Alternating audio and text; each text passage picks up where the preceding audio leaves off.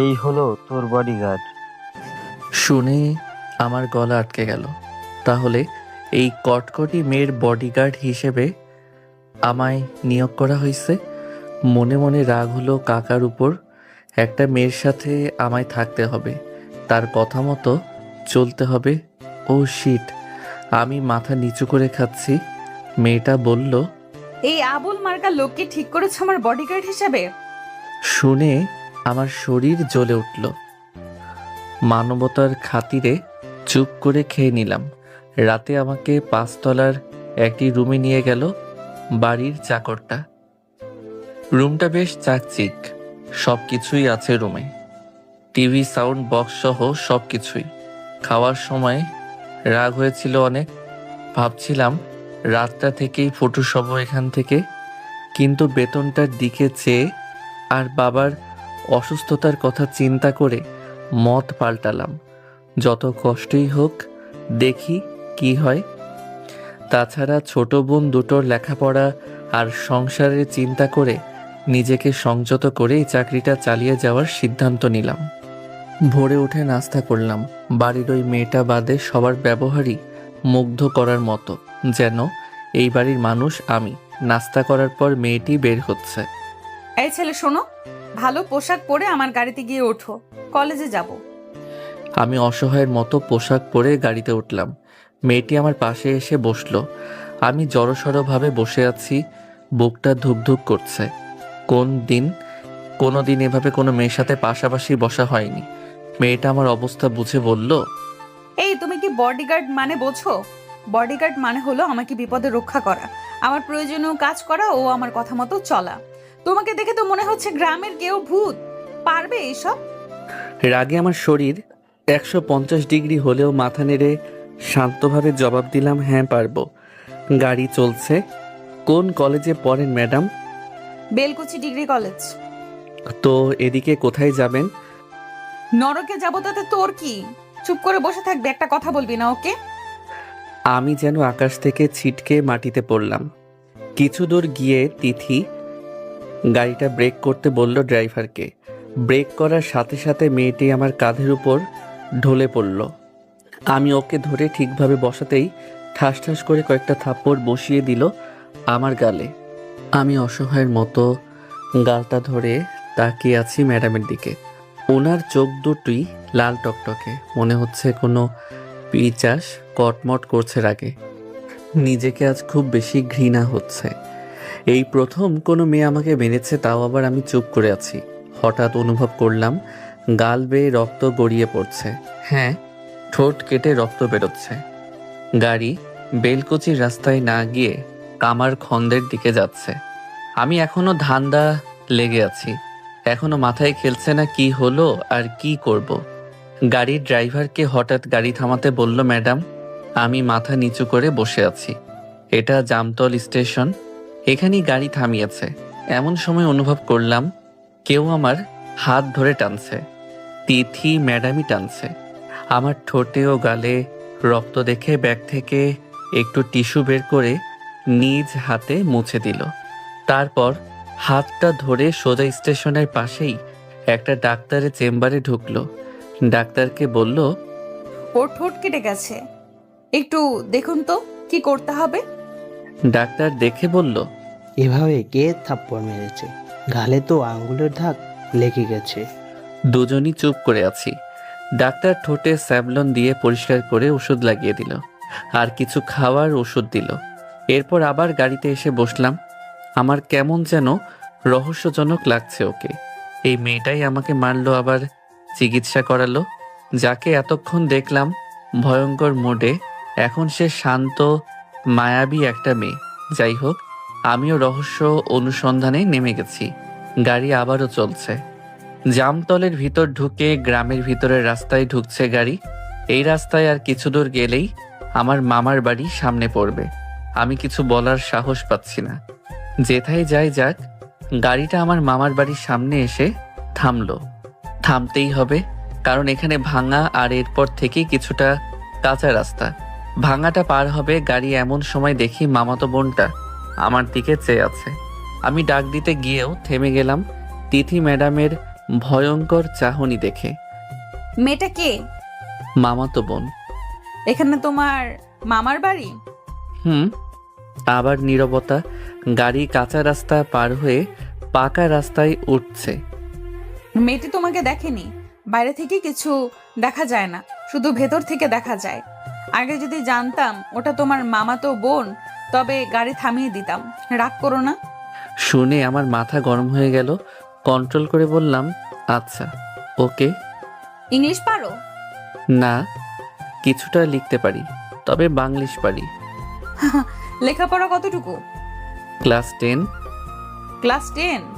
ইয়ার কি মারো নাকি? না, সত্যি। তোমার সাহস তো কম না, এত অল্প পড়া ছেলে হয়ে আমার বডিগার্ড হতে আসছো। আমি মাথা নিচু করে আছি। আবার নীরবতা। কিছুক্ষণ পর আবার তিথি ম্যাডামের মাথাটা আমার গাড়ির উপর হেলে পড়েছে। আমি ভয়ে চুপসে আছি, নিঃশ্বাস ফেলতেও ভয় হচ্ছে। চুপচাপ ওভাবে বসে আছি। কর্ণসূতি ব্রিজে উঠতে গাড়িটা ধাক্কা খেয়ে নড়ে ওঠে। তিথি আমার কোলের উপর শুয়ে পড়েছিল। সম্ভবত ঘুম পেয়েছে ওর। মাথাটা কোনো রকম তুলে আমার বুকের উপর মাথা রেখে চোখ বুজে নিয়েছে। আবার আমার বুকের ভিতরটায় ধুকধুকানি শুরু হয়ে গেছে। হাত পা বা শরীর নড়াতে পারছি না, পাথরের মূর্তির মতো বসে আছি। এমন সময় ড্রাইভার গাড়ি থামিয়ে দেয়। পিছন দিকে না ফিরে ড্রাইভার বলে, ম্যাডাম এসে গেছি। তিথি আমার বুক থেকে মাথা তুলে অবাক হয়ে তাকিয়ে দেখে আমায়। আমার গলা শুকিয়ে যায়। আবার একটা মুচকি হাসি দিয়ে নেমে পড়ে তিথি। আমিও নেমে যাই। কি জায়গায় এসে থামলো গাড়ি। কোনো ঘরবাড়ি বা কোনো লোকজন নাই। তিথি একটু এগিয়ে যেতেই ফোনে কল আসে। হ্যালো, তোরা কই রে? আমি তো এসে পড়েছি ঢাবির কাছে। ওখান থেকে সম্ভবত বলল 2-3 মিনিটের মধ্যে আমরাও আসছি। কিছু দূর হাঁটতেই একটা ঘন বন, সেখানে একটা ফুলের বাগান, পাশে একটা উঁচু ঢিবি। সেখানে গিয়ে বসে পড়ল তিথি ম্যাডাম। আমি ওর পাশেই দাঁড়িয়ে। এই বসো এখানে। আমি বসে ভয়ে ভয়ে বললাম, কারা আসবে? আরো থাপ্পড় খাওয়ার শখ আছে? চুপচাপ আমার সাথে থাকবে। আমার ডিউটি তুমি পালন করবে। আমার কোনো কাজে নাক গলাবে না। আমি আবার চুপ হয়ে মাথা নিচু করে বসে আছি। হঠাৎ আরেকটা গাড়ির শব্দ পেলাম। তাকিয়ে দেখি আমাদের গাড়ির কাছে আরেকটা গাড়ি থেমেছে। আমাদের ড্রাইভারের কাছ থেকে শুনে এদিকে আসছে কয়েকটা মেয়ে ও একটা ছেলে। এখান থেকে সব দেখা যায়, তবে গাড়ির নিকট থেকে এখানকার কিছুই দেখা যায় না। ওরা এখানে আসতে একটা মেয়ে এসে তিথিকে জড়িয়ে ধরে কেঁদে ফেলে। তিথি মাথায় হাত বুলিয়ে বলে, ভাবিস না মিমি, ওখানে তোদের কোনো সমস্যা হবে না। আমি ফোন করে সব বলে দিছি। আর এই নে 20,000 টাকা। এমন সময় আরেকটা মেয়ে 10 ও অন্য একটা মেয়ে 10,000 টাকা ওর হাতে দিল। তারপর ওদের সাথে আসা একমাত্র ছেলেটিকে তিথি বলে, সোহান, তুই ওকে নিয়ে কড্ডায় যাবি রিমির গাড়িতে। তারপর দুজন বাসে উঠে সোজা কক্সবাজার। এনে টিকিট। সোহান নামের ছেলেটি কাঁদো কাঁদো গলায় বলে, তোমাদের এই ঋণ আমি কখনো শোধ করতে পারবো না। তোমাদের এই উপকারের কথা আমি কখনো ভুলতে পারবো না। হয়েছে, এখন যা তোরা। আর রিমি, তোরা ওদের দুজনকে গাড়িতে তুলে দিয়ে তবে বাড়ি ফিরবি, ওকে? ওকে বলে সবাই ওই গাড়িতে উঠে চলে গেল আমাদের আসা বিপরীত রাস্তায়। আমরাও গাড়িতে উঠে যে রাস্তায় এসেছি সেই রাস্তায় রওনা দিলাম। সন্ধ্যা গড়িয়ে আধার নেমেছে। আগের মতোই একটু পরেই মাথাটা আমার বুকের উপর দিয়ে শুয়ে পড়ে তিথি ম্যাডাম। এবার একটু গভীরভাবে জড়িয়ে ধরেছে আমায়। আমি নড়তে পারছি না, কথা বলার সাহসও পাচ্ছি না। মেয়েটাকে এখনো বুঝতে পারলাম না আমি। কখনো বিষধর সাপের মতো, আবার কখনো মায়াবী পরীর মতো। এভাবেই পাথরের মূর্তির মতো বসে আছি। তিথি আমার বুকে মাথা রেখে এক হাত কাঁধের উপর দিয়ে শুয়ে আছে। কতক্ষণ পর আবার কাঁচা রাস্তায় এসেছে গাড়ি। একটু পর পর গাড়ি দোলনি খাচ্ছে আর তিথি ম্যাডামের সারা দেহ আমার দেহে মিশে যাচ্ছে। শত ভয় আর টেনশনে থাকলেও যখন একটা যুবতী মেয়ে বুকের উপর শুয়ে জড়িয়ে ধরে থাকে, তখন নিজের ভিতরে অজানা এক শয়তান দেখা দেয়। যদিও আমি এই ধরনের না, তবুও আমি কেমন জানি হয়ে যাচ্ছি। এমন সুন্দর একটা মেয়ে আমার একান্ত কাছে, ইচ্ছে করলে আমি দেহের ভিতর সাড়া দেওয়া শয়তানটাকে জাগিয়ে তুলতে পারি, ছেড়ে দিতে পারি তার নিজস্ব খেয়ালে। কিন্তু না, আমি এমন কিছু চাই না। তাছাড়া মেয়েটিকে অনেক রহস্যময় মনে হচ্ছে। ওর ভিতর ভালো ও খারাপ দুই রকমের মানুষের দেখা পাই, আর তাই আমিও ওর আসল রূপ দেখতে চাই। যত কষ্ট হয় হোক, গাড়িটা আমার মামার বাড়ির ওখানে ব্রেক করে ভাঙা রাস্তার জন্য ম্যাডাম আমার বুক থেকে উঠে পড়ে। এটা তো তোমার মামার বাড়ি না? হুম। যাবে? না, রাত হয়ে গেছে। গাড়ি আবারও চলছে। জামতল স্টেশনে আবার নামতে হলো। প্ল্যাটফর্মের কাছে একটা হোটেলে ঢুকলো ম্যাডাম। ড্রাইভারকে 200 টাকা দিয়েছে কিছু খেয়ে নেওয়ার জন্য, আর আমাকে নিয়ে হোটেলে বসলো। বিরিয়ানি খাওয়ার পর ঠান্ডা খাচ্ছি। হঠাৎ তিথি ম্যাডাম আমাকে বলল, স্মোক করো? না। করলে লজ্জা করবে না, বলতে পারো। সত্যিই করি না। ওকে চলো। গাড়ি আবার চলছে। ম্যাডাম একটু পর আবার আমার বুকের সাথে মিশে গেছে। আমি যেন ওর স্বামী বা বয়ফ্রেন্ড। কোনো অন্যরকম মনে হচ্ছে না ওর, যেন এটা খুব স্বাভাবিক একটা ব্যাপার। গাড়িটা বাসার সামনে কখন এসে গেছে জানি না। ম্যাডাম আমার বুকে এসে ঘুমিয়ে গেছে। আমিও ম্যাডামের পিঠে হাত রেখে ঘুমিয়ে গেছি। ড্রাইভারের ডাকে দুজনই জেগে গেলাম। এই প্রথম ও আমার হাতটা সরিয়ে লজ্জা পাওয়ার মতো করে ওড়নাটা ঠিক করে নিল।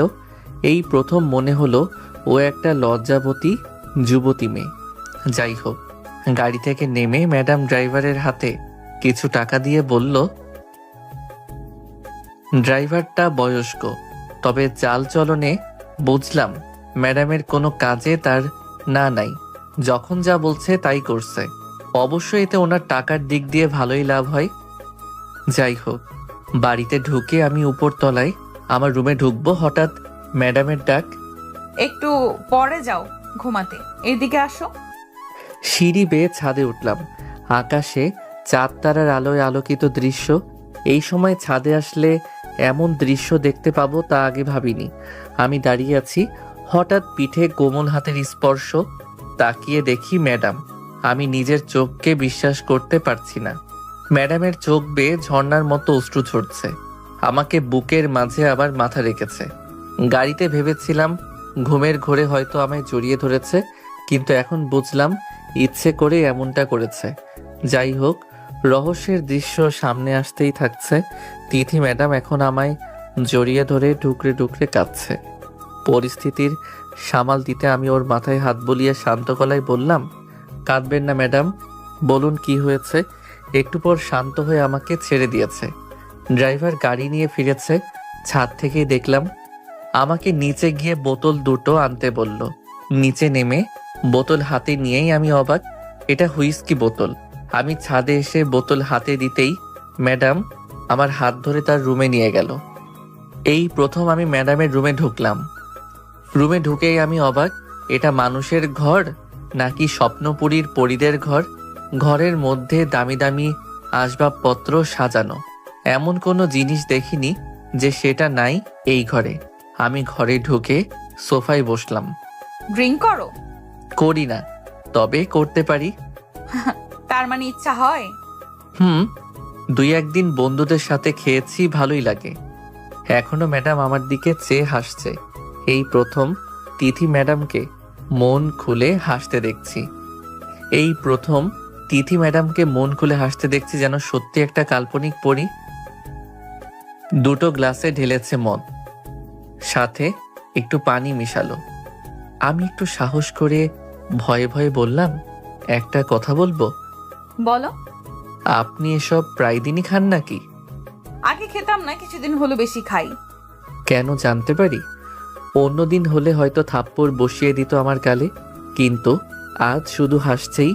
তবে এই কথাটা বলার পরেই ম্যাডামের মুখ মলিন হয়ে গেছে আবার। আমি ভয় পেয়ে গেছি যে আবার না জানি সেই ব্যবহার দেখতে পাই। তার চেয়ে বড় কথা, এমন সুন্দর হাসিটা হারিয়ে গেল আমার এই জানতে চাওয়ায়। তুমি কি প্রেম করেছো বা ভালোবাসো কাউকে? না, করিনি। এই গরিবের সাথে প্রেম করবে কে? ম্যাডাম এগিয়ে আসে আমার কাছে, হাত দুটো ধরে বলে, আমি খুব খারাপ, তাই না? না না, খারাপ হবেন কেন? আমি তোমাকে বিনা কারণে মেরেছি, মদ খাচ্ছি, মেয়ে মানুষ হয়ে, এগুলো খারাপ না? এই আবির, আমাকে ক্ষমা করে দিও প্লিজ। এই বলেই ম্যাডাম হু হু করে কেঁদে উঠল। আমি মাথায় হাত বুলিয়ে বললাম, না, ওটা ব্যাপার না, কিছু মনে করিনি। আমি এমনটা নই। ছোট থেকে বাবার আদর্শে বড় হয়েছি, কখনো কারোর উপর জুলুম অত্যাচার করিনি। আজই প্রথম কারো গায়ে হাত তুলেছি, সেটা হলে তুমি। আজ না আমার খুব কষ্ট হচ্ছে জানো। আজ আমি সবচেয়ে প্রিয় জিনিসটা হারিয়ে ফেললাম, আর এই জন্যই তোমার উপর মেজাজ খারাপ করে এমনটা করেছি। আজ কোনো কথা কোনো কিছুই ভালো লাগছে না। আমি আজ পাহাড় সমান কষ্ট বুকে নিয়ে আছি। কি কষ্ট বলা যাবে আমায়? বলবো তোমায় সব। তার আগে বলো, আমায় ক্ষমা করেছো কিনা? করেছি। এবার বলেন। আমার বন্ধু হবে তুমি? আমার কষ্টগুলো ভাগ করে নিয়ে আমাকে একটু হালকা করবে বলো? হব, করব। আমি বাবাকে বলে গ্রামের সহজ সরল কাউকে আমার পাশে থাকার জন্য বডিগার্ড হিসেবে চেয়েছিলাম। তুমি যখন আসলে তখন দেখেই বুঝেছিলাম তুমি খুব ভালো। তারপর তোমায় থাপ্পড় দেওয়াতেও যখন চলে যাওনি তখন বুঝলাম আমাকে বুঝতে চেষ্টা করতেছো তুমি। আমি ইচ্ছে করে গাড়িতে তোমার দিকে ঝুঁকে পড়েছি, আর তুমি কোনো খারাপ দৃষ্টি না দিয়ে বুকের সাথে ঘুমানোর জায়গা করে দিয়ে চুপ করে থেকেছো। আমি অন্যরকম ভাবে জড়িয়ে ধরলেও তুমি পুরুষ হয়েও নিজেকে সংযত রেখেছো। এইসব ছিল আমার তোমাকে চরিত্র ও ব্যবহার পরীক্ষা করার জন্য করেছি। তুমি পাশ করেছো এই পরীক্ষায়। তোমার ব্যবহারে আমি মুগ্ধ। তোমার মতোই এমন একটা কাউকে খুঁজছিলাম যাতে সব শেয়ার করা যায়, যে পাশে থাকবে হাজার কষ্ট পেলেও, যে বুঝতে চাইবে আমাকে। তোমাকে আমার তেমনটাই মনে হয়েছে।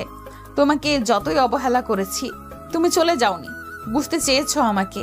এই জন্যই তোমাকে আমি বন্ধু হিসেবে চাই। তোমার সাথে সব শেয়ার করে নিজের কষ্টকে হালকা করতে চাই।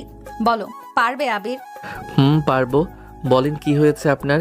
কি এমন নীরব কষ্ট লুকিয়ে আছে আপনার মাঝে? সব বলবো আগামীকাল কোনো নির্জন জায়গায় ঘুরতে গিয়ে। আজ এই পানি খেয়ে একটু ঘুমাতে চাই। এই বলে গ্লাসে চুমুক দিল ম্যাডাম। আমার দিকে আরেকটা গ্লাস দিল, অল্প একটু ঢেলে। আমি কখনো এমন বোতলের জিনিস খাইনি, বন্ধুদের পাল্লায় পড়েও খাইনি, তাও সেগুলো কম দামের মদ। কষ্ট হলেও যেটুকু দিয়েছে খেয়ে নিলাম। ম্যাডাম ঢালছে আর খাচ্ছে, আমার দিকে চেয়ে বলে, তোমায় আর দেব না, তোমার অভ্যাস নেই। জানো, আমারও এসব পছন্দ ছিল না। আমার বন্ধু বান্ধবীরা অনেক সময় এগুলো খাওয়ার পার্টি দিত, আমাকে ডাকতো সেই পার্টিতে, কিন্তু আমি যেতাম না। কিন্তু যখন জানলাম আমার ভালোবাসার মানুষটি অন্য কারো, তখন থেকেই এইসব খাওয়া ধরলাম। এখন নিয়মিত খাই কষ্টগুলো ভুলে থাকার জন্য। ম্যাডাম কাঁদছে আর গ্লাসে চুমুক দিচ্ছে। এভাবে এক বোতল শেষ। মনের অজান্তে আমার চোখ বেয়ে জল গড়িয়ে পড়ছে। ওর কথাগুলো স্বাভাবিক নয়, যেন ভিতরের চাপা কষ্টের কথাগুলো অনেক কষ্টে বলছে আমায়। আমি উঠে গ্লাস আর বোতল কেড়ে নেই। আর খাবেন না, অনেক হয়েছে। এই বলে বোতলটা ফ্রিজে রেখে এলাম। এই আবির, রাখলে কেন? দাও না, আর একটু খাবো। এই বলে উঠে দাঁড়াতেই ধরাম করে পড়ে গেল ম্যাডাম। আমি এগিয়ে গিয়ে টেনে তুললাম। বেশি খেয়ে ফেলেছে, এত হয়তো খাইনি কখনো। নেশায় মাতাল হয়ে ঠিক থাকতে পারছে না। আমি টেনে তোলার পর আমার শরীরে লেপ্টে গেছে ম্যাডাম। ও যেন একা দাঁড়াতে পারছে না। আমি ওকে ওভাবেই নিয়ে খাটে শুয়ে দেই, কিন্তু ম্যাডাম আমায় ছাড়ছে না। প্লিজ আবির, যেও না। আমার কেমন যেন লাগছে, মাথা ও শরীর ঘুরছে। আমাকে একটু জড়িয়ে ধরো প্লিজ। হ্যাঁ সত্যি, ও কেমন জানি করছে। ওকে ছাড়েন, আমি দরজাটা আটকে আসি। দরজা আটকে আমি খাটে উঠে ওর মাথায় হাত বুলাই। ও আমায় টেনে ওর পাশে শোয়ায়। আমি একটা মেয়ের কষ্টের সাথী হতে, তার বিপদে পাশে থাকতে ভুলেই গিয়েছি আমি পুরুষ। ম্যাডাম যখন তার বুকের সাথে আমায় জড়িয়ে ধরলো, আমার মনে মনে বলছি, আমি কি করব এখন? আমি অনুভব করছি তিথি ম্যাডাম কন্ট্রোল রাখতে পারছে না নিজেকে, ওর শরীরটা কাঁপছে। আমি ওকে বুকের মধ্যে নিয়েছি। কোনো লোভ লালসা নেই দেহে মনে, শুধু মেয়েটার কথা ভেবেই এইভাবে শুয়ে আছি। এইভাবে অনেকক্ষণ যাওয়ার পর ধীরে ধীরে চোখ বুজে ঘুমিয়ে যায় ম্যাডাম। মধ্যরাতে ঘুম ভেঙে যায় আমার। চেয়ে দেখি এখনো ম্যাডাম জড়িয়ে ধরে রয়েছে আমাকে, তার বুকের মাঝে। যেন কত আপন আমি, কত জনমের আত্মার আত্মীয়। মায়াবী মুখটা আমায় কাছে টানছে। ভিতরের পুরুষ নামক শয়তানটা জাগ্রত হচ্ছে। এই প্রথম আমার ইচ্ছে হচ্ছে ওকে আদর করি, ওর শরীরে মিশিয়ে দেই আমার শরীর। পরক্ষণেই আবার মনে হয়, কি ভাবছি আমি? একটা মেয়ে কত বিশ্বাস করে আমায় তার কাছে রেখেছে, একটু নিজেকে সামাল দিতে আমার বুকে ঠাঁই নিয়েছে, আর আমি তার এই সরলতার সুযোগ নেব, তার এই সুন্দর নিষ্পাপ মনে লাগিয়ে দেব কলঙ্কের দাগ। ছি ছি, কি ভাবছি আমি? ও থাকুক আমার বুকের মাঝে, আমার কষ্ট হয় হোক, নিচ থেকে ওকে ধরবে না। ভোর হয়ে গেছে, ম্যাডামের ডাকে ঘুম ভেঙে গেছে। এই ওঠো, তোমার রুমে যাও তাড়াতাড়ি, উপরে কেউ এসে পড়বে। আমি তাড়াহুড়ো করে নিজের রুমে যাই, একটু পরে বাথরুমে যাই, ফ্রেশ হয়ে খাওয়া দাওয়া করলাম, রুমে শুয়ে আছি। হঠাৎ ম্যাডাম এসে হাত ধরে টেনে বলে, ওঠো তো, আজ ক্লোজ ডোরে যাব, চলো। সিরাজগঞ্জ বড়পোলের উপর দিয়ে গাড়ি চলে গেল ক্লোজারে।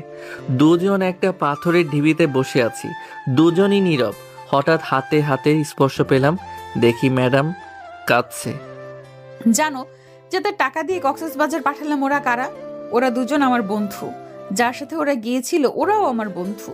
সবাই একসাথে চলতাম, বেড়াতাম। এইভাবে চলতে চলতে সোহান আমার মনের মধ্যে চলে আসে।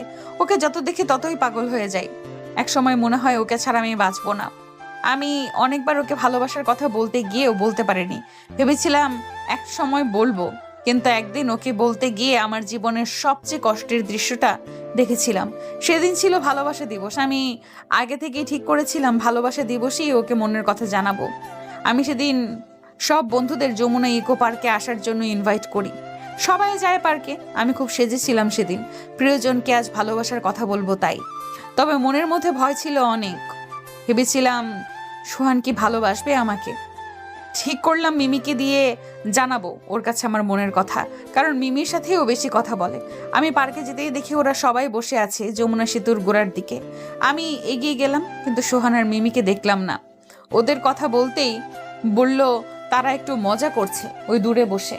আমি তাকালাম ওই দিকে, একটু দূরে সোহানের কোলে মাথা রেখে বসে আছে মিমি, আর পরম মমতায় মাথায় হাত বুলিয়ে আদর করছে সোহান।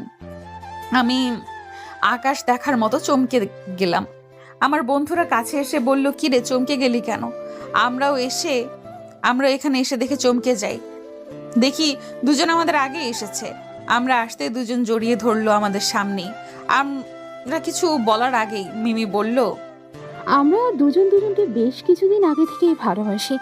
একটা ভালো দিনে তো ওদের জানাবো ভেবেছিলাম। আর যখন তিথি সবাইকে এখানে আসতেই বললো, ভাবলাম এই সুযোগে তোদের জানিয়ে দিই আমাদের ভালোবাসার কথা। একটু বলেই থেমে যায় ওরা। তখন আমার ভেতরটা ফেটে যাচ্ছিল। আমার মনের রাজকুমার আজ অন্য কারো হয়ে গেছে, তাকে ভালোবাসি বলার আগেই হারিয়ে গেছে। আমি কষ্টে কথা বলতে পারছিলাম না, ওরা আমায় বলছিল। আমি কষ্ট চেপে মুখটা একটু হাসির ভাব করে বললাম, না রে থাক, এসব বাদ দে। তোদের যে কারণে ডেকেছি সেটা বলবো। আগে সোহানার মিমিকে এখানে ডাক। হাত ইশারায় ওদের ডাক দেয়। ওরা আসার পর আমার কথা শুনতে চায়, কিন্তু আমার সব কথা যে হারিয়ে গেছে, কি বলবো ওদের। তবুও মনের মধ্যে কষ্টগুলো চেপে সোহানার মিমির দিকে চোখ নিয়ে বললাম, তোরা তো বেশ কিছুদিন ধরে প্রেম প্রেম খেলছিস। এটা আমি আগেই বুঝতে পেরেছিলাম, তাই আজ সবাইকে একসাথে করেছি যে তোরা এই প্রেম কতদিন চালাবি, আর বিয়েটা কবে হবে তোদের। সোহান আমার দিকে চেয়ে বলল, তোদের এই ঋণ কোনোদিন শোধ করতে পারবো না, তোদের এই উপকারের কথা কোনোদিন ভুলতে পারবো না। কবেই তো করতাম বিয়ে, কিন্তু মিমের বাবা আমার সাথে বিয়ে দেবে না। জানিস তো ওর বাবা কত বড়লোক মানুষ। জানিয়েছিল মিমি ওর বাবাকে, কিন্তু রাজি হয়নি। ভেবেছি দুজন পালিয়ে বিয়ে করে দূরে কোথাও থাকবো, একসময় ঠিকই মেনে নেবে সবাই।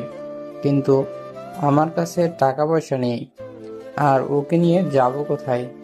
শোন, এই কথাগুলো বলতে গিয়ে কেঁদে ফেলেছে। আমি ওর মাথায় টোকা মেরে বলি, এই পাগল কাঁদছিস কেন? এর জন্য তো তোদের ডাকছি। 7 দিন পর তোরা দুজন বের হবি, সোজা চলে যাবি কর্ণসূতি, ওই ফাঁকা জায়গায়। সেখানে আমরা আড্ডা দিতাম। আমি টাকার ব্যবস্থা করে রাখবো, আর তোরা যাবি কক্সবাজার আমার মামার বাসায়। সব বলে ঠিক করে রাখবো, কোনো সমস্যা হবে না। এই কথাতে সবাই সায় দিল তখন, এবং অন্য বন্ধুরাও কিছু কিছু করে টাকা দিতে চাইলো। তারপর গতকাল দেখলেই তো, ওদের পাঠিয়ে দিলাম। এইটুকু একটা না বলেই ম্যাডাম ফুপিয়ে কাচ্ছে, কথা বলতে পারছে না, শ্বাসটা যেন বন্ধ হয়ে যাচ্ছে ওনার। আমি জড়িয়ে ধরেছি তিথি ম্যাডামকে, কিন্তু হঠাৎ ম্যাডাম হাত পা ছড়িয়ে চোখ বুজে ফেলে। আমি তাড়াতাড়ি ওকে গাড়িতে তুলে নিয়ে যাই হাসপাতালে নেওয়ার পর ম্যাডামের মা বাবাকে ফোন করে জানাই আমি। ওর বাবা মা দ্রুত আসে। ততক্ষণে ডাক্তার বের হয়ে আসে, আমার সামনে এসে বলে, রোগী আপনার কি হয়? আমি ম্যাডামের মা বাবাকে দেখিয়ে বললাম ওনাদের মেয়ে। ডাক্তার আমাকে একটু আড়ালে নিয়ে বলে, রোগীর দেহের ভিতরে অবস্থা তেমন ভালো না, যত তাড়াতাড়ি সম্ভব ঢাকা নিয়ে যান, ওনার কিডনিতে সমস্যা। এরপর তিথি ম্যাডামকে নিয়ে বাসায় যাই। 2-3 দিন এভাবে যাই। আমি ওর মা বাবাকে ওর অসুখের কথা জানাই। ওর বাবা বলে কালকেই ওকে নিয়ে যাব। ম্যাডাম হয়তো ব্যাপারটা বুঝতে পেরেছে যে তার বড় অসুখ হয়েছে ভিতরে। সেদিন বিকেলে ও আমাকে নিয়ে বের হয় ঘুরতে। গাড়িতে ও আমার কাঁধে মাথা রাখে, যেন আমি তার কত আপন। একটু পর মাথাটা তুলে তিথি ম্যাডাম বলে, আমার খুব বাজেভাবে অসুখ হয়েছে, তাই না? না তেমন কিছু না, ঠিক হয়ে যাবে। কালকে এনায়েতপুর নিয়ে যাবে আপনাকে। না, আমি জানি আমার ভেতরের বড় সমস্যা হয়েছে। জানো, আমার না খুব ইচ্ছে ছিল আমি কারো হব, সে আমায় পাগলের মতো ভালোবাসবে, আমাকে বুকে জড়িয়ে আদর করবে, এইভাবে তার কাঁধে মাথা রেখে ঘুরবো, তাকে ভালোবাসায় বুকে জড়িয়ে রাখবো বিয়ে করে। কিন্তু কারো স্বপ্নই থেকে যায়, তারা বাস্তবে এমন ভালোবাসা পাওয়ার আগেই শেষ হয়ে যায়। আমি তাকিয়ে দেখি ম্যাডামের চোখের কোণা ঝর্ণার মতো জল গড়িয়ে পড়ছে। এই কাঁদছেন কেন? সব ঠিক হয়ে যাবে দেখেন। হবে না, আমি জানি। আমি অনেক ড্রিঙ্ক করেছি এই কয়দিন, শরীরের কোনো যত্ন নেইনি। ওর কথা ভেবে ভেতরের সব শেষ করে দিছি। জানো আবির, আমার বাঁচতে ইচ্ছে করে, তোমার মতো কাউকে পেতে ইচ্ছে করে যে আমার পাশে থাকবে সব সময়। আমার তো কিছুর অভাব নাই, আমার ভালোবাসাও অনেক ভালো, আমার সুখের জন্য সব করবে, কিন্তু আমিই বাঁচবো না। এই বলে কষ্টের একটা দীর্ঘশ্বাস ছাড়ে ম্যাডাম। আমি একটু ঘুরে ওর মাথাটা বুকের সাথে নিয়ে বলি, আপনার কিচ্ছু হবে না দেখেন, আপনি ভালো হয়ে যাবেন। আবার আপনি নতুন করে বাঁচবেন, নতুন করে স্বপ্ন দেখবেন, ভালোবাসবেন। ম্যাডাম আমায় আরও ঘনিষ্ঠভাবে জড়িয়ে ধরে বলে, হ্যাঁ আবির, আমার আবার নতুন করে বাঁচতে ইচ্ছে করে, ভালোবাসতে ইচ্ছে করে, কিন্তু আমি কি বাঁচবো? আমি কি পাবো তোমার মতো কারো ভালোবাসা? আমি নীরব হয়ে গেছি। কি বলবো তাকে, যেন আমার সব ভাষা হারিয়ে গেছে। ওর মাথায় হাত বোলাই, ওর মুখ দেখে কষ্ট হয়। হ্যাঁ, ও সত্যিই বাঁচতে চায়, ভালোবাসা চায়, কিন্তু বাঁচবে কি, পাবে কি কারো ভালোবাসা? ততক্ষণে গাড়ি ঘুরে ফিরে বাসার গেটে ঢুকেছে। বাসায় এসে তিথি ম্যাডাম তার রুমে গিয়ে বিছানায় গা এলিয়ে দেয়।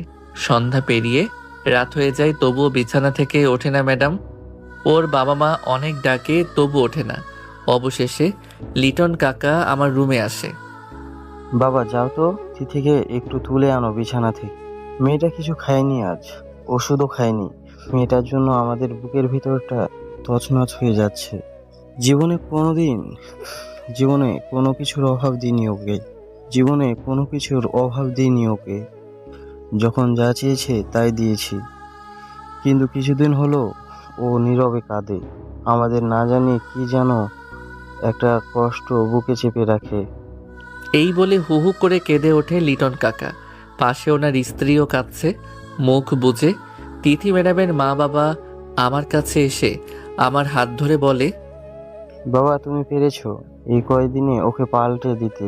তুমি আসার আগে ও ঘর থেকে বেরোতো না, খেতো না। তুমি আসার পর ও পাল্টে গিয়েছিল, কিন্তু ওর অসুখের ব্যাপারটা বুঝতে পেরে আবার কেমন হয়ে গেল। বাবা তুমি ওকে ডাকো, কিছু খাওয়াও। আমি কাকা কাকির দিকে তাকাই। আচ্ছা কাকা, ওর অসুখটা সারানো যাবে না কোনোভাবে? হ্যাঁ যাবে, বড় ডাক্তারকে ওর সব রিপোর্টের কাগজ দেখিয়েছি, তারা আশ্বাস দিয়েছে এটা ভালো হবে, শুধু টাকা লাগবে অনেক। বলো আমার কি টাকার অভাব আছে? আর একমাত্র মেয়ের জন্য সমস্ত ধন সম্পদ আমি শেষ করে দিয়ে হলেও বাঁচাবো। তুমি শুধু ওকে বোঝাও যে ওর কিচ্ছু হবে না। ও হয়তো কাউকে ভালোবাসতো, তাকে হারিয়েছে, কিন্তু ওর বাঁচার ইচ্ছে আছে। তুমি এখানে আসার পর বুঝেছি ও আবার ওর মতো বাঁচতে চায়। ওর সুখের জন্য যদিও তোমাকে বিয়ে করতে চাই, আমি তাতেও খুশি। আমি সব সামলে নিব, সমাজের ঝামেলা। শুধু আমার মেয়েটাকে বাঁচাও প্লিজ। এই বলে লিটন কাকা আমার পা জড়িয়ে ধরে হাউমাউ করে কেঁদে ওঠে। আমি ওনাকে তুলে বুকের সাথে জড়িয়ে বলি কিচ্ছু হবে না ওর। এ কথা বলে আমি চলে যাই তিথির রুমে। দেখি টেবিলে মাথা রেখে বসে আছে। আমি একটা চেয়ার টেনে ওর পাশে বসে মাথায় হাত দিই। ও তাকায়, ওর চোখে জল। আমাকে আবার জড়িয়ে ধরে বুকের সাথে। আমার বাঁচতে ইচ্ছে করে আবির। তুমি এখানে আসার পর, আমার সাথে মেশার পর আমি নতুন সাথী পেয়েছি। আমার বাঁচতে ইচ্ছে করে। চলেন, খাবেন। আপনার কিচ্ছু হবে না আমি থাকতে। ডাক্তার বলেছে আপনার যে অসুখ সেটা ভালো হবে প্রচুর টাকা খরচ করলে। আর আপনার বাবাও আপনার জন্য শুধু টাকা নয়, তার জীবনটাও বাজিয়ে রাখবে। আর আমি তো আছি আপনার পাশে। আপনি যা চান, যেভাবে চান, সব পাবেন। সত্যি আমি বাঁচবো? তোমার কাছে যা চাই পাবো? হ্যাঁ, বাঁচবেন ও পাবেন। এখন চলেন, বাবা মা ওয়েট করছে। সবাই একসাথে খাবো। ম্যাডামকে নিয়ে সবাই একসাথে বসে খেলাম। এরপর ম্যাডামকে ঘরে নিয়ে ওষুধ খাওয়ালাম। তিথি ম্যাডাম আমার দিকে চেয়ে দু চোখের জল ফেলছে। আমি হাত দিয়ে ওনার চোখের জল মুছে দেই। ম্যাডাম এক হাতে আমার হাতটা ধরে বলে, আমি বাঁচবো তো আবির? হ্যাঁ বাঁচবেন, কিছুই হবে না আপনার। জানো আবির, আমি বউ হতে চাই। আমি যদি বেঁচে থাকি আমাকে ছেড়ে চলে যাবে না তো? তুমি খুব ভালো। তোমার সঙ্গ পাবার পর থেকে আমার বাঁচতে ইচ্ছে করে নতুন করে। আমি যদি মরে যাই তবে তুমি আমার পাশে থেকো। আমি মরার সময় তোমায় পাশে চাই। আমি ভালো বন্ধুর বুকে মাথা রেখে মরতে চাই। প্লিজ এইটুকু অনুরোধ রাখবে বলো? এই বলে আমায় জড়িয়ে ধরে হাউমাউ করে কেঁদে ওঠে তিথি ম্যাডাম। আমার বুকের ভিতরটায় তখন ব্যথা অনুভব হয়। এই মেয়েটার প্রতি এত মায়া চলে এলো কেন? কেন মনে হচ্ছে আমার জীবনের বিনিময়ে হলেও এই মেয়েটা বেঁচে থাকুক। আমি ওকে আরেকটু বুকের সাথে চেপে ধরেছি, যেন কলিজার ভিতর লুকিয়ে রাখবো ওকে, কোথাও হারিয়ে যেতে দেব না। ওকে বিছানায় শুইয়ে দেই, ও আমায় ছাড়ে না, জড়িয়ে ধরে আছে, যেন কোথাও যেতে দেবে না আমায়।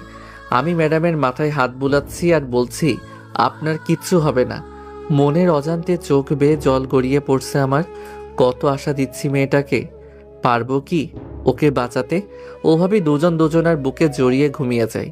পরদিন 10টার মধ্যে রেডি হয়ে রওনা দেই এনায়েতপুর। হাসপাতালে যাওয়ার পর ডাক্তার ওকে পরীক্ষা করে দেখে। তারা জানায় দ্রুত ওর অপারেশন করতে হবে। ওর বাবা বলে, প্লিজ ডাক্তার, এখনই ওর অপারেশনের ব্যবস্থা করুন। যত টাকা লাগে লাগুক, শুধু আমার মেয়েটাকে বাঁচান। ডাক্তার লিটন কাকার মাথায় হাত বুলিয়ে বলে, চেষ্টা করব, বাকিটা উপরওয়ালার হাতে। অপারেশন শুরু হয়ে গেছে। আমরা সবাই প্রার্থনা করছি ম্যাডামের জন্য। হঠাৎ ডাক্তার বাইরে আসলো গোমরা মুখে। আমিও কাকা এগিয়ে গেলাম। ডাক্তার কাকাকে বলল, তাড়াতাড়ি একটা কিডনির ব্যবস্থা করতে হবে। ওনার ভিতরের দুটো কিডনি নষ্ট হয়ে গেছে। প্লিজ 1 ঘন্টার মধ্যে কিডনি ব্যবস্থা করুন, নইলে আপনার মেয়েকে বাঁচানো সম্ভব না। আমরা খোঁজ নিয়ে দেখলাম নাগালের মধ্যে কিডনি নাই এখন। কাকা সাথে সাথে বেরিয়ে পড়লো গাড়ি নিয়ে। 10 মিনিট 40 মিনিট পার হয়, তবু কাকা আসে না, ফোনও ধরে না। আমি ডাক্তারকে একটু দূরে নিয়ে কথা বললাম। অনেক অনুরোধ করার পর ডাক্তার রাজি হলো। অপারেশন শুরু হয়ে গেছে আবার।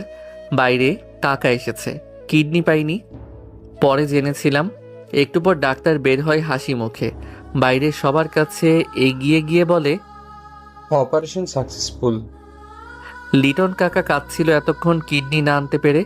ডাক্তারের মুখে এই কথা শোনার পর চোখের পানি মুছে অবাক চোখে বলে, সত্যি ডাক্তার, আমার তিথি বাঁচবে? হ্যাঁ, বাঁচবে। এই বাঁচার পথ দিয়েছেন আপনাদের সাথে আসা আবির নামের ছেলেটি। ওর একটা কিডনি দান করেছে আপনার মেয়েকে। আমি আর তিথি পাশাপাশি বেডে শুয়ে আছি। আমি অনেক আগেই চোখ খুলেছি, চেয়ে আছি ওর দিকে। এখনো মন বলছে আমি কি কিডনি দিয়েও ওকে বাঁচাতে পারলাম না। ডাক্তার তো বলল অপারেশন সাকসেসফুল, তবে তিথি ম্যাডাম চোখ খোলে না কেন? হঠাৎ দেখি ম্যাডাম নড়ে উঠছে, চোখ আস্তে আস্তে খুলে তাকাচ্ছে চারপাশে। সবাই রুমে এসেছে, সবাই ওকে ঘিরে আছে। শুধু লিটন কাকা আমার পাশে বসে আমার হাত ধরে কাঁদছে, মাথায় হাত বুলিয়ে বলছে, তুমি আমার মেয়েকে বাঁচিয়েছো, তোমার কাছে আমি চিরঋণী হয়ে গেলাম বাবা। ওইদিকে তিথি ম্যাডাম। বাবা আর আবির কই? ওদেরকে তো দেখছি না। লিটন কাকা উঠে যায় ওর কাছে, বলে, এই তো মা, আমি। আবির কই বাবা? ও আমার এমন মুহূর্তে পাশে নেই কেন? লিটন কাকা ফুপিয়ে কাঁদে আর বলে, ও তো ওই যে ওই বেডে শুয়ে। ওর কি হয়েছে বাবা? বেডে শুয়ে কেন? তোকে বাঁচাতে ও ওর একটা কিডনি দান করেছে, নইলে তোকে বাঁচানো যেত না। ডাক্তার আমায় কিডনি আনতে পাঠায়, অনেক জায়গায় খুঁজেও 1 ঘন্টার মধ্যে কিডনি না পেয়ে ফিরে এসে শুনি আবির তোকে কিডনি দিয়ে বাঁচিয়েছে। আমি এসব এই বেডে শুয়ে শুনছি, হঠাৎ কান্নার আওয়াজ পেলাম। তিথি ম্যাডাম কাঁদছে। আমি উঠে আসতে চাইলাম একা, ডাক্তার আমায় ধরে নিয়ে তিথির পাশে বসালো। ওর চোখের পানি মুছে দিলাম আমি। আবির, আমি আর একটা জিনিস চাই, দিবে আমায়? সব দেব, বলো কি? তোমায়, তোমার ভালোবাসা চাই, দিবে? দেব। আগে সুস্থ হই আমরা দুজন। 3 সপ্তাহ একসাথে বিছানায় ছিলাম দুজন। এরপর আজ মোটামুটি সুস্থ দুজনই। আমি শুয়ে আছি, লিটন কাকা আর কাকি আমার রুমে আসলো। তোমাকে আমার মেয়ের জন্য ভিক্ষা চাই বাবা। শুধু আমার মেয়েটাকে বিয়ে করবে বলো বাবা, বলো করবে কিনা? ম্যাডামের জন্য আমি সব করব, বাট আপনারা যদি আমার মা বাবাকে রাজি করাতে পারেন। ঠিক আছে, আমরা এখনই তোমার মা বাবার কাছে যাব, তোমাকে আমার মেয়ের জন্য ভিক্ষা চাইবো। এই বলে চোখ মুছতে মুছতে বের হয়ে গেল কাকা ও কাকি। ওনারা যাবার পর তিথি ম্যাডাম রুমে ঢোকে, আমার পায়ের কাছে বসে, পা দুটো ধরে কাঁদে আর বলে, তুমি আমার জন্য কিডনি দিলে, আমাকে নতুন জীবন দিলে, আর আজ আমার জন্য নিজের মন, নিজের ভালোবাসাও দিতে রাজি হলে বাবা মার কাছে। এত কিছু আমায় কেন দিলে তুমি বলো? আমি তো তোমাকে কিছুই দিলাম না, তুমি একাই দিয়ে গেলে শুধু। বলো আজ কি চাও তুমি? যা চাইবে তাই দেব, যদি আমার জীবনটাও চাও তোমার হাতে তুলে দিব। এই বলে আমার পা জড়িয়ে কাঁদতে থাকে তিথি ম্যাডাম। আমি উঠে ওকে টান দিয়ে বুকের মাঝে টেনে নেই। কিছুই লাগবে না, শুধু আপনার মনের ভালোবাসা দিয়ে এভাবে এই বুকের মাঝে জড়িয়ে রাখেন আমায় জনম জনম। ম্যাডাম আরো শক্ত করে ধরে আমায়, একটু পর মুখটা তুলে কপালে একটা চুমু দেয়। এইভাবেই রাখবো তোমায় জনম জনম, তবে আমায় আপনি নয় তুমি করে বলবা, ওকে? ওকে। আমি ওর চোখের দিকে তাকাই, দুজনই হেসে উঠি। হঠাৎ করে ম্যাডাম আমাদের চারঠো ট্যাগ করে দিল, যা দেখে আমার চোখ বড় বড় হয়ে গেল। কিছু সময় পর ছেড়ে দিল। আমি হাঁপাতে লাগলাম আর ম্যাডামকে বললাম, ম্যাডাম বিয়ের আগে এসব ঠিক না। এই যে মাত্র যেটা করলেন আমি বলতে পারবো না। আচ্ছা আপনি যা পারেন করিয়েন, এখন আমি একটু ঘুমাবো। কি আর করার, আমি শুয়ে পড়লাম। ম্যাডাম আমার মাথায় হাত বুলিয়ে দিতে লাগলো। আমি কখন ঘুমিয়ে গেছি মনে নাই। ঘুম ভাঙতে দেখতে পাই ম্যাডাম আমার বুকের উপর আমাকে শক্ত করে জড়িয়ে ধরে শুয়ে আছে। ম্যাডামকে ঘুমন্ত অবস্থায় দেখতে অনেক অনেক মায়াবী লাগছে। আমি ম্যাডামকে আস্তে করে আমার বুক থেকে নামিয়ে ওনার মাথা বালিশে রাখলাম। মুগ্ধ হয়ে তাকিয়েছিলাম ওনার মায়াবী মুখের দিকে। ভাবতেই অবাক লাগে এই মেয়েটা আমাকে ভালোবাসে। আমি উঠে চলে গেলাম ওয়াশরুমে। ফ্রেশ হয়ে বের হয়ে দেখি ম্যাডাম এখনো বেঘরে ঘুমাচ্ছে। আমি ওনার পাশে বসে কপালে চুমু এঁকে দিলাম, সাথে সাথে উনি চোখ খুলল। লুকিয়ে লুকিয়ে আদর করা হচ্ছে? ওনার কথা শুনে আমি থতমত খেলাম। সেটা দেখে উনি দুষ্টু হেসে আমাকে ওনার বুকের উপর টেনে নিল। আরে কি করছো তিথি? তোমাকে কাছে টানছি, তুমি এবার আমায় আদর করবে। বিয়ের আগে এসব একদম ঠিক না। একটু আগে দিলে সেটাই অন্তত দাও, প্লিজ প্লিজ। তিথির এমন বাচ্চামি দেখে আমি হেসে দিলাম। আমারও মন চাইছে তিথি নিজের করে নেই। ভেতরের পুরুষ নামক শয়তানটা খুব উস্কানি দিচ্ছে। তবুও নিজেকে সামলে তিথির কপালে আবারও চুমু দিয়ে বললাম, পাগল তুমি তিথি। আমি এমনিই পাগল করব। তুমি জানো আমি সারা জীবন এমন একজনকে চেয়েছি যে আমায় খুব ভালোবাসবে, হুটহাট জড়িয়ে ধরে বলবে ভালোবাসি। দিন শেষে যার বুকে আমি শান্তিতে ঘুমিয়ে থাকবো।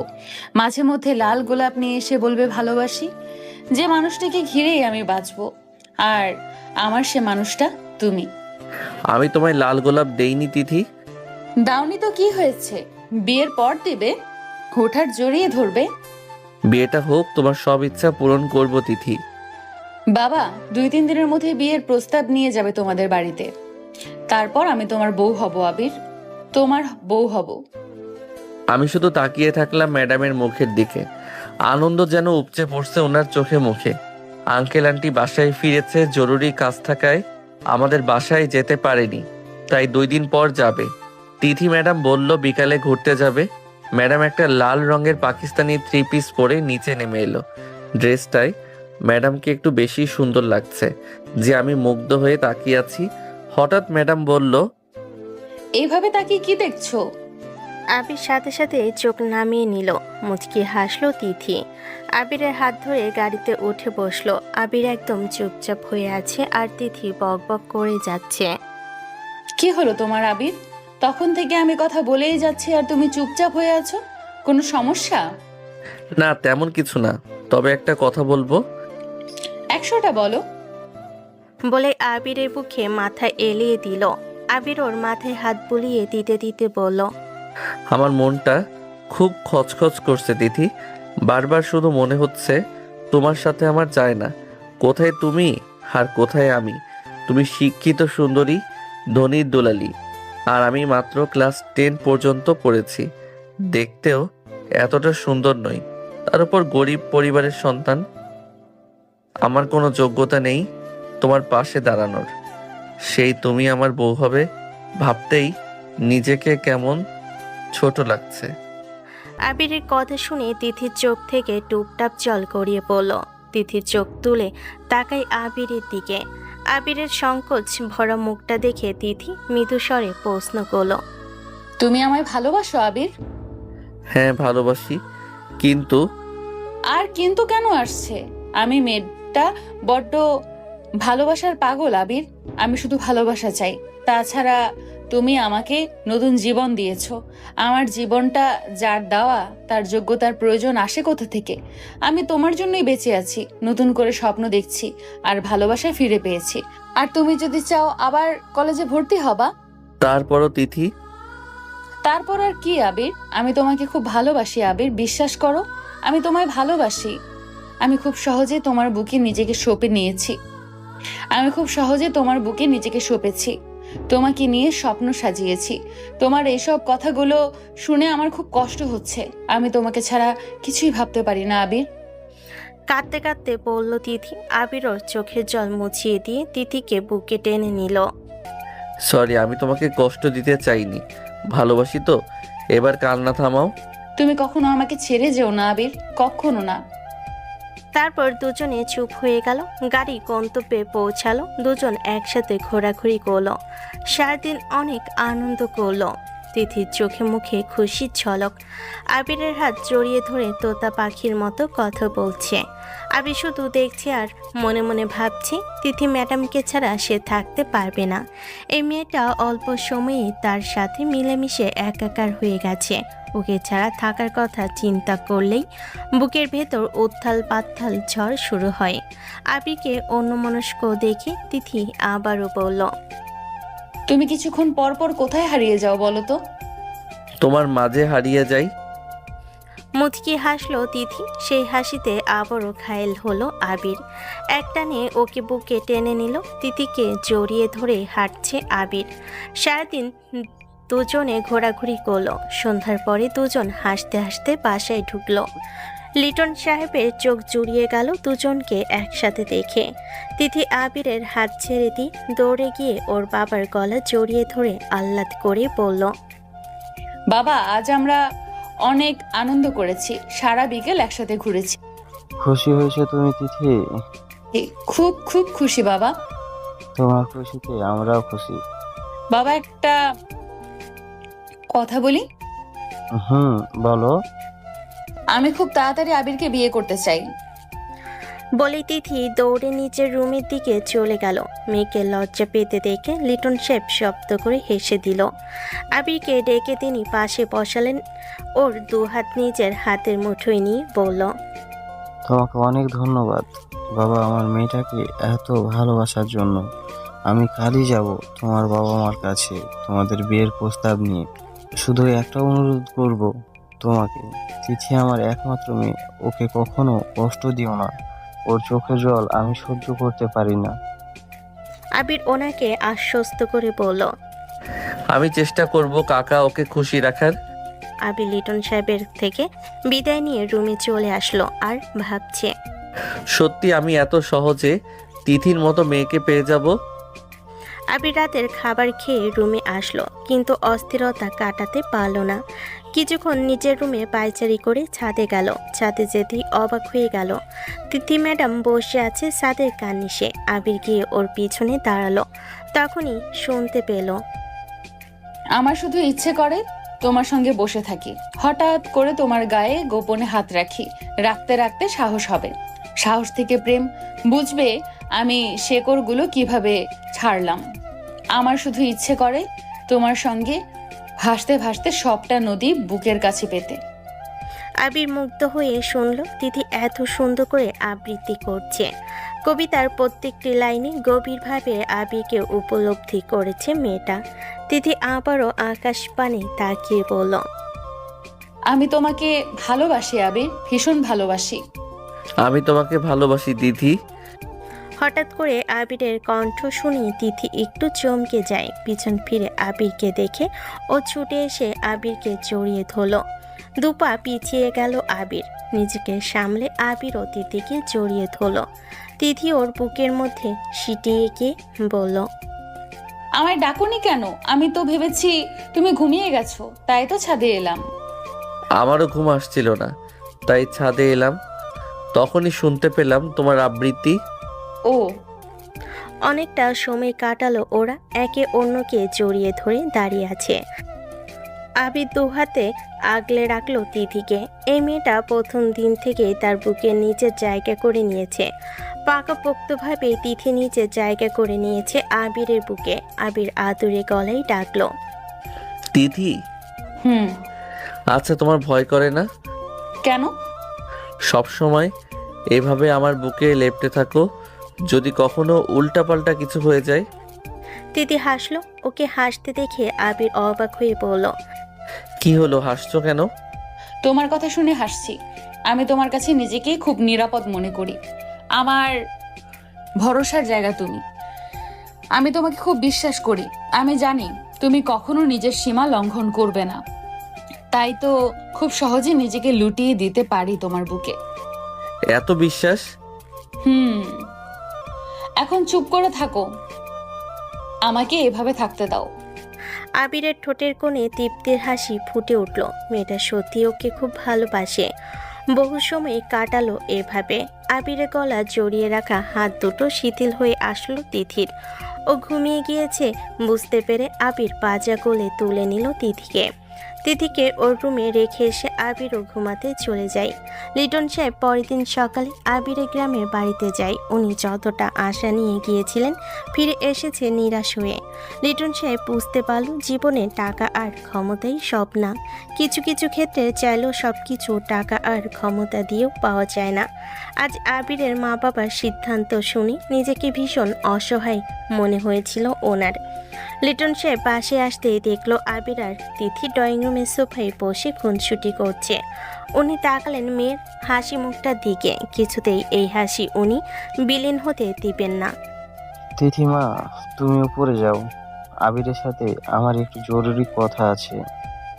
বাবার কথাই তিথি উপরে চলে গেল। উনি আবিরের দিকে কিছুক্ষণ তাকিয়ে থেকে ঠান্ডা গলায় ডাকলো, আবির। জি কাকা। আজ আমি তোমার বাড়িতে গিয়েছিলাম তোমার আর তিথির বিয়ের প্রস্তাব নিয়ে। আব্বা আম্মা রাজি হয়েছে তো কাকা? ওনারা আপত্তি তো করেনি, তাই না? রাজি হয়নি তোমার আব্বা আম্মা। আবিরের মুখ জুড়ে অন্ধকার নেমে এলো। এর জন্য কি মনটা এমন খচখচ করছিল? কিছুতেই মনটা স্থির হচ্ছিল না। তোমার মামাতো বোনের সাথে তোমার বিয়ে ঠিক হয়ে আছে। তবে লিটন সাহেবের পরের কথাটার জন্য আবির মোটেও প্রস্তুত ছিল না। হতভম্ব আবির দুপাশে মাথা নাড়ি না বোঝালো, কিন্তু লিটন সাহেব জোর গলায় বলল, তোমার পরিবার তো তাই বলল। কাকা আমি এসব কিছুই জানতাম না, মাত্রই আপনার কাছে শুনলাম। এখন কি করবে? আবির চুপ করে রইল, কি বলবে বুঝতে পারল না। আবিরের সম্মতি ছাড়া তিথিকে না পারবে বিয়ে করতে, না তিথিকে ছাড়া বাঁচতে। উভয় সংকট বুঝতে পারল আবির। লিটন সাহেব হয়তো আবিরের পরিস্থিতি বুঝতে পারল, তাই উনি বলেন, আমি তোমার কাছে সারা জীবন কৃতজ্ঞ থাকবো আমার মেয়েকে বাঁচানোর জন্য। তবে যে প্রাণ তুমি বাঁচিয়েছো, সে প্রাণহানির কারণ তুমি হলে সেটা মানতে কষ্ট হবে। এবার সিদ্ধান্ত তোমার। ওনার কথার মর্ম আবির ঠিকই বুঝতে পারল, তবে হটকারিতায় কোনো সিদ্ধান্ত নিল না। বেশ কিছুক্ষণ ভাবনা চিন্তা করে বলল, কাকা আমি বাড়িতে যেতে চাই। আমি বুঝিয়ে বললে নিশ্চয়ই আমার পরিবার রাজি হবে। বুঝে শুনে সিদ্ধান্ত নিয়েছো তো? তোমার সিদ্ধান্তের উপর আমার মেয়ের বাঁচা মরা নির্ভর করছে। তিথি তোমাকে কতটা ভালোবাসে সেটা নিশ্চয়ই আমাকে বলতে হবে না। জানি কাকা, আমি ভেবেচিন্তে বলছি। মা বাবার অমতে আমি কিছুই করতে পারবো না। আমার জীবনে ওনাদের গুরুত্ব অনেক, আর তিথিকে ছাড়াও আমি থাকতে পারবো না। তাই ওনাদের রাজি করিয়েই আমি তিথিকে বিয়ে করব। ঠিক আছে, ঠিক আছে, দেখো রাজি হয় কি না। তবে আবির, আমি চেষ্টার কমতি রাখিনি। আমার মেয়ের জন্য আমি তোমায় ভিক্ষা চেয়েছি, আবারও তোমার কাছে তোমাকে ভিক্ষা চাই। এভাবে বলবেন না কাকা, আমি তিথিকে ভালোবাসি। আপনি এভাবে বলে আমাকে ছোট করবেন না। আমি এক্ষুনি বাড়িতে যাব কাকা। যাওয়ার আগে একবার তিথির সাথে দেখা করে যাও।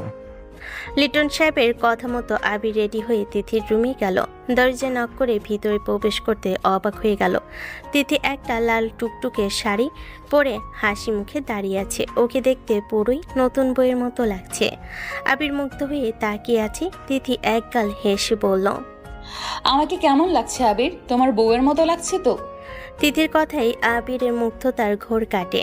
আবির মলিন একটা হাসি দিয়ে বলল, তোমার শুধু বউয়ের মতো নয়, একদম পরীর মতো লাগছে। তিথি হেসে আবিরকে জড়িয়ে ধরল। আবিরও তিথিকে শক্ত করে জড়িয়ে ধরল, আর মনে মনে ভাবছে, ইচ্ছে করলো ওকে সারা জীবন এভাবেই আমার বুকের মধ্যে লুকিয়ে রাখি, কিন্তু সারা জীবন একসাথে থাকার জন্য সাময়িক দূরত্ব তৈরি করতে হবে।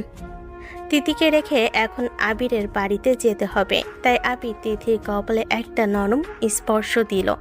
তারপর শান্ত কণ্ঠে বলল, তিথি, আমি এখন বাড়িতে যাব। কেন? আমার বাবা একটু অসুস্থ, আমাকে যেতে হবে। আবির ওকে মিথ্যা বলল, নয়তো পাগল মেয়েটা কান্নাকাটি জুড়ে দিবে আর আবিরকে যেতেও দিবে না। কিন্তু তিথিও আবিরের সাথে যাওয়ার জন্য বায়না শুরু করলো। আমাকেও তোমার সাথে নিয়ে চলো আবির। না, এখন না। আমাদের বাড়িতে এখন তোমাকে নেওয়া যাবে না। তুমি ওই পরিবেশে মানিয়ে নিতে পারবে না। এসব কি বলছো? তুমি সেখানে থাকবে, সেখানেই আমার জান্নাত। তুমি থাকলে আমি সব পরিবেশেই থাকতে পারবো। ভালো লাগায় আবিরের মনটা পুলকিত হলো। তবে ওর পরিবারের কথাটা মনে আসতেই তিথিকে আবারও নিজের বুকের সাথে শক্ত করে জড়িয়ে ধরল। ওকে বোঝানোর ভঙ্গিতে বলল, আমি সেটা বলিনি। তোমাকে আমার কাছে নেওয়ার জন্য তো একটু প্রস্তুতি প্রয়োজন, সেটাই বলেছি। 2 দিন আমাকে একটু সময় দাও, তারপর একবারের জন্য তোমাকে আমার কাছে নিয়ে যাব। আবিরের ভালোবাসাময়ী বাক্যে তিথি মেনে গেল। আবির ওকে রেখে ঠিকই গেল, তবে মনটা খুব ছটফট করছে। অজানা আশঙ্কায় বারবার আবিরের হৃৎপিণ্ডকেও যেন কামড়ে ধরল। তুই ভাবলি কি করে ওই বড় লোক বাবার আদরে দুলালিকে আমাদের বাড়ির বউ করে আনবো? ওই মেয়ে এই বাড়িতে এসে করবে সংসার? পারবে শ্বশুর শাশুড়ি সেবা করতে? আমরা কখনো ওই মেয়েকে তোর বউ হিসেবে মানব না। আবির তাকিয়ে রইল তার মা বাবার দিকে। এত বোঝানো বড় এসব বলছে। এই নিয়ে কয়েক দফা কথা কাটাকাটি হয়েছে মা বাবার সাথে। আবিরও এবার বলল, আমি বিয়ে করলে তিথিকে করব, তাও তোমাদের সম্মতিতে। তোর ওই আশা কখনো পূরণ হবে না। তাছাড়া তোর বিয়ে নিঝুমের সাথে ঠিক করে রেখেছি আমরা। আমি নিঝুমকে কখনো নিজের বোন ছাড়া অন্য নজরে দেখিনি। বিয়ে করা অসম্ভব। সম্ভব, তাও কালই তোদের বিয়ে হবে। আবি যেন আকাশ থেকে বলল, কাল বিয়ে মানে কি? ও জেদি গলেই বলল, আমি তিথিকে ভালোবাসি। নিকুচি করি তোর ভালোবাসার। বলে আবিরের মা ওকে ঘরে আটকে রেখে গেল। আবির যেন অথই জলে পড়ে গেল। এমনিতেই বুকটা পুড়ছে আবিরের তিথির জন্য। মেয়েটা ওকে ছাড়া বড্ড পাগলামি করছে। সকালে কল দিয়ে কান্নাকাটি জুড়ে দিয়েছে। কোনো রকমে যদি আবিরের বিয়ের কথাটা শুনি তবে কি অবস্থা হবে সেটা ভেবে আবিরের হাত পা ঠান্ডা হয়ে যাচ্ছে। তিথি আর টিকতে পারল না আবিরকে ছাড়া। বাবার আদরে দুলালি আবদার করলো বাবার কাছে। মেয়ের মুখের দিকে তাকিয়ে না করলো না লিটন সাহেব। তিথিকে নিয়ে উনি রওনা দিল আবিরের বাড়িতে। তিথিরা যখন পৌঁছালো তখনই ছোট্ট করে বিয়ের আয়োজন চলছে আবিরের বাড়িতে। কি হচ্ছে এখানে বাবা? চলো ভিতরে গিয়ে দেখি। ভেতরে কি হচ্ছে সেটা বুঝতে পেরে তিথির পায়ের তলা থেকে মাটি কেঁপে উঠল। আবিরের পাশে কেউ বসে আছে আবিরের মামাতো বোন। ওকে তিথি দেখেছে একবার। তিথি বাকরুদ্ধ হয়ে তাকিয়ে আছে। লিটন সাহেব চেঁচিয়ে উঠল, এসব কি হচ্ছে আবির? তুমি আমাকে বলেছিলে নিজের মা বাবা মানবে যাতে তারা তিথিকে মেনে নেয়, সেটা না করে তুমি বিয়ে করছো। লিটন সাহেবের কথাই উপস্থিত সবাই ওনাদের দিকে তাকায়। আবির এতক্ষণে খেয়াল করলো তিথিকে। মেয়েটা দুচোখ পেয়ে অশ্রুকণা ঢল নেমেছে। আবিরের হৃদয়টা যেন কেউ থেতলে দিয়েছে। ও শুধু তিথির দিকে তাকিয়েছিল। আবিরের মা বাবা তেড়ে ফুঁড়ে এলো লিটন সাহেবের দিকে। আপনি আমাদের বাড়িতে কেন এসেছেন? এক্ষুনি বেরিয়ে যান। আমাদের ছেলের বিয়ে ভাঙতে বাগড়া দিতে এসেছেন মেয়েকে নিয়ে? ভালোই চলে যান, নয়তো গ্রামের লোক ডেকে এক করবো আমরা। আবিরের মা বাবা নানা কথাই অপমান করতে লাগলো লিটন সাহেব ও তিথিকে। এসবের মাঝেই তিথি হুশজ্ঞান হারিয়ে শুধু আবিরকে দেখতে লাগলো। হঠাৎ আবিরের মায়ের ধাক্কায় তিথি ওর দিক থেকে চোখ সরিয়ে নিল। নির্লজ্জ মেয়ে, এখান থেকে এক্ষুনি বেরিয়ে যাও। তিথি পড়ে যেতে নিলে লিটন সাহেব মেয়েকে চাপটে জড়িয়ে ধরল। চিৎকার দিয়ে উঠল আবির। তিথি, আবির ছুটে এলো তিথির কাছে। লিটন সাহেবের কাছ থেকে ওকে টেনে নিল নিজের বুকে। কারোর তোয়াক্কা করলো না। ঠিক আছো তুমি? আবির, তুমি বিয়ে করছিলে? ওরা আমাকে জোর করে বসিয়ে রেখেছিল। তিথি কবুল বলিনি, আমি বলতামও না। আবিরের কথা শুনে তিথি ঠুকরে উঠল। আমি তোমাকে ছাড়া মরে যাব আবির। আবিরের মা গজগজ করে বলল, মরে যাও তুমি। তোমার মতো নির্লজ্জ মেয়ের মরে যাওয়াই উচিত। এতে আমার ছেলেটা বেঁচে যাবে। আবির মলিন হেসে ওর মায়ের কথার উত্তর দিল, বাঁচলে বাঁচবো একসাথে, আর মরলে মরবো দুজনে একসাথে। যে কোনো কিছুর বিনিময়ে হলেও আমার তিথিকে লাগবে। তোমরা কি ভেবেছো তিথি ছাড়া আমি অন্য কাউকে বিয়ে করতাম? কখনো না। বিনিময়ে মরে যেতাম, তবু আমার তিথিকে অন্য কাউকে কবুল করতাম না। বিয়ে করে বাসর ঘরে নয়, উল্টো কবরে যেত আমার লাশ। না আবির, এমন কথা বলো না। তোমাকে ছাড়া আমি কি করে বাঁচতাম? তিথি খাচ্ছে আবিরকে জড়িয়ে। আবির কথায় ওর মা বাবা হতভম্ব হয়ে যায়। ওনার এতটা সিরিয়াসলি নেননি বিষয়টা। তখন লিটন সাহেব চোখে পানি নিয়ে বলল, আপনাদের কাছে আমি হাত জোর করছি, ছেলে মেয়ে দুটোকে আলাদা করবেন না। ওরা একজন আরেকজনকে ছাড়া বাঁচবে না। নিজেদের স্বার্থ বাদ দিয়ে ওদের মেনে নিন। আল্লাহর দোহাই লাগে। লিটন সাহেব তাকে অনেক বুঝিয়ে তার কোম্পানির এক এমপ্লয়ির সাথে নিঝুমের বিয়ে ঠিক করে দিল। সেই সন্ধ্যায় সাদামাটা আয়োজনে বিয়ে হয়ে গেল আবির আর তিথির। বিয়ের পর তিথি রয়ে গেল আবিরদের বাড়িতে। কোটিপতি বাবার একমাত্র রাজকন্যা। 800 টাকার একটা সুতি শাড়ি পরে অপেক্ষা করতে লাগলো তার স্বামীর। আবির রুমে এসে দেখলো তিথি জানালার পাশে দাঁড়িয়ে আছে, পরনে একটা তাঁতের শাড়ি। আবির সামনে যেতেই দেখলো ঘামে ভিজে আছে তিথির ফর্সা মুখখানা। এসিতে অভ্যস্ত মেয়েটা। তোমার খুব কষ্ট হচ্ছে তিথি? না তো, আমি ঠিক আছি। আবির আলনা থেকে গামছা এনে তিথির মুখটা মুছিয়ে দিতে দিতে বলল, হয়তো তোমার বাবার মতো এত বিলাসবহুল জীবন তোমাকে আমি দিতে পারবো না, তবে সাধ্য অনুযায়ী ভালো রাখার চেষ্টা করব। তোমার কষ্ট হবে জানি, তবে তিথি হামলে পড়ল আবিরের বুকে, ওকে শক্ত করে জড়িয়ে ধরে বলল, কষ্ট হবে না আমার। তুমি এইভাবে আমাকে জড়িয়ে রেখো তোমার সাথে, অনেক অনেক ভালোবেসো, তাহলে আমার আর কষ্ট হবে না। তিতির মুখটা উপরে তুলে আবির চুমু খেলো সারা মুখে, ঠোঁটে ঠোঁট ডুবিয়ে দিল। আজ আর ভেতরে পুরুষ নামক শয়তান আটকালো না, নিজের পুরুষ সত্তাকে প্রশ্রয় দিয়ে তিথিতে মত্ত হলো। দুজন নব দম্পতির ভালোবাসা উপচে পড়ল সুখ সুখ কলরব।